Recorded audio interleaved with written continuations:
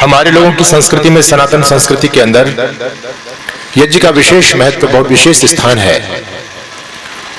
आप लोग जानते हैं कि जब हमारे यहाँ पर, हमारी संस्कृति में कोई भी विशेष पर्व आता है या हमारे जीवन में कोई भी विशेष अवसर आता है, तो उस अवसर पर हम सबसे पहले यज्ञ करते हैं। ये हमारी संस्कृति है। हमारी सनातन संस्कृति पूरी यज्ञ के इर्द गिर्द ही घूमती है। अब चिंतन करें, आप देखें, हमारी सनातन संस्कृति में जितने भी संस्कार हैं, एक भी संस्कार ऐसा नहीं जो बिना यज्ञ के पूरा होता हो। गर्भाधान से लेकर के अंत्येष्टि पर्यंत, अंत्येष्टि संस्कार का मतलब होता है अंत यानी अंतिम, इष्टि यानी यज्ञ, वो भी अंतिम यज्ञ ही है। यानी हर संस्कार के मूल में है और हर पर्व के मूल में यज्ञ है। हम लोग दीपावली मनाते हैं, तो दीपावली के पीछे आप जाएंगे तो उसका जो रीजन, दीपावली कहां से मनाना प्रारंभ हुआ, लोग उसके वास्तविक स्वरूप को तो भूल गए, लेकिन वर्तमान समय में लोगों ने कुछ नई नई कहानियां हमारे पर्वों के साथ में जोड़ दी हैं, जिन कहानियों का पर्व की वास्तविकता से कोई भी लेना देना नहीं है, लेकिन ऐसी किंवदंतियां, कुछ दंत कथाएं समाज में चलती हैं और वो उस पर्व के महत्व के रूप में समाज में पूरी तरह से स्थापित हो जाती है। हम लोग मानते हैं कि दीपावली वाले दिन भगवान श्री राम लंका से वापस अयोध्या में आए और उस दिन उनके आने की खुशी में लोगों ने घी के दिए जलाए। दशहरा वाले दिन रावण का वध हुआ। दशहरा और दीपावली के जो है ना बीच में जो गैप केवल 20 दिन का पड़ता है, और 20 दिन में भगवान श्री राम लंका भी चले गए, समुद्र सेतु भी बना दिया, वापस भी आ गए। ये बात कोई तर्क संगत लगती नहीं है हम लोगों को, और ना हमारी वाल्मीकि रामायण में लिखा, ना गोस्वामी तुलसीदास ने रामचरितमानस में लिखा। पता नहीं कहां से कहानियां समाज में चल गई कि दीपावली वाले दिन भगवान राम वापस आए।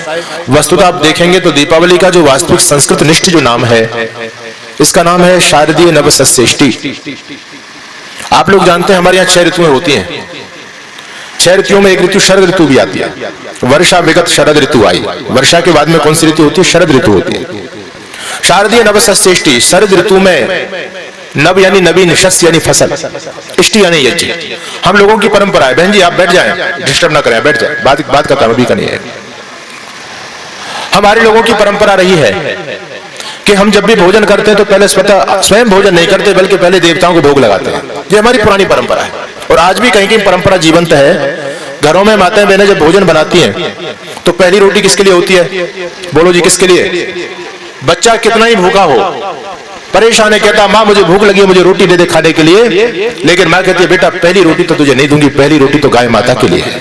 ये हमारे की संस्कृति है कि पहले अन्न हम स्वयं ग्रहण नहीं करते, पहले देवताओं को भोग लगाते हैं। तो हमारे यहाँ, हमारा देश कृषि प्रधान देश रहा है, और जब भी हमारे यहाँ किसान पर जब कोई फसल आती है तो सबसे पहले भोग किसके लिए? देवताओं के लिए। और देवताओं को भोग लगाने का माध्यम क्या है? देवताओं को भोग लगाने का तरीका क्या है? देवताओं को खिलाने का प्रोसीजर, तरीका क्या है? ये आप यज्ञ में सीखते हैं। देखो आज हम देवताओं को भोग तो खूब लगाते हैं, मंदिरों में जाते हैं, खूब थाल सजा करके मेवा, मिष्ठान, फल आदि अनेक प्रकार की चीजें लेकर के जाते हैं, और वहां जाकर के देवताओं के सामने हम रखते भी हैं। लेकिन आप मुझे बताओ, यहाँ बेटियां भी बैठी हैं, सभी प्रबुद्ध बुद्धिमान बेटियां बैठी हैं, बात को बहुत ध्यान से सुनना सभी। हम मंदिर में जो भगवान को भोग लगा रहे हैं, क्या उस भोग को भगवान जी खाते हैं? देवता खाते हैं क्या? तो क्या देवता खाते नहीं है? देवता तो खाते हैं, लेकिन हम लोगों पर देवताओं को खिलाना नहीं आता। ये बड़ी समस्या की बात है। हम देवताओं को खिलाना तो चाहते हैं और देवता खाते भी हैं, लेकिन हमको ये नहीं पता कि देवताओं को खिलाया कैसे जाता है। आपने मुझे अपने घर में बुलाया और आपने बढ़िया खीर बनाई कि स्वामी जी को खीर खिलाएंगे, और आपने खीर की चम्मच भर के मेरे कान में डाली तो मैं खा लूंगा क्या? मेरी नाक में आहुति दोगे तो खा लूंगा क्या? अगर आप खिलाना चाहते हो तो आहुति कहां देनी पड़ेगी? आपको मुंह में आहुति देनी पड़ेगी। ठीक इसी प्रकार से हम देवताओं को खिलाना चाहते हैं तो हमको देवताओं के मुंह में आहुति देनी पड़ेगी। और देवताओं का मुंह क्या है? देवताओं का मुंह है अग्नि। अग्नि वही देवानां मुखम, शास्त्र कहता है। अग्नि सभी देवताओं का मुख है। अग्नि दूतम वृणीमये होतारम विश्ववेदसम। अग्नि सभी देवताओं का दूत है, और इस अग्नि में हम जो भी हवि जिस देवता के नाम से प्रदान करते हैं, अग्नि देवता उस हवि को उस देवता तक पहुंचाने का काम करते हैं।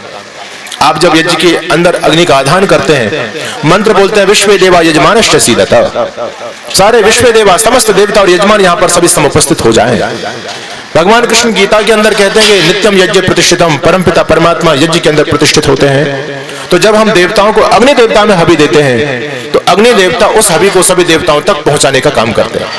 आपने मंत्र बोला ओम प्रजापते स्वाहा इदम प्रजापते दन्नमम। नाम किस देवता का लिया? प्रजापति का। आहुति कहां दे रहे हो? अग्नि में। ओम सोमाय स्वाहा, आहुति दे रहे हो सोम के लिए, लेकिन दे रहे हो अग्नि में। ओम विष्णवे स्वाहा, नाम ले रहे हो विष्णु जी का, और आहुति कहां दे रहे हो? अग्नि में। अग्नि में देवाना मुखम, अग्नि सभी देवताओं का मुख है। अग्नि में हम जो अभी आहुति प्रदान करते हैं ये सभी देवताओं तक पहुंचती है।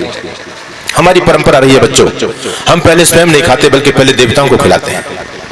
तो घर में जब फसल आई तो पहला जो है ना हिस्सा किसके लिए निकाला? देवताओं के लिए निकाला।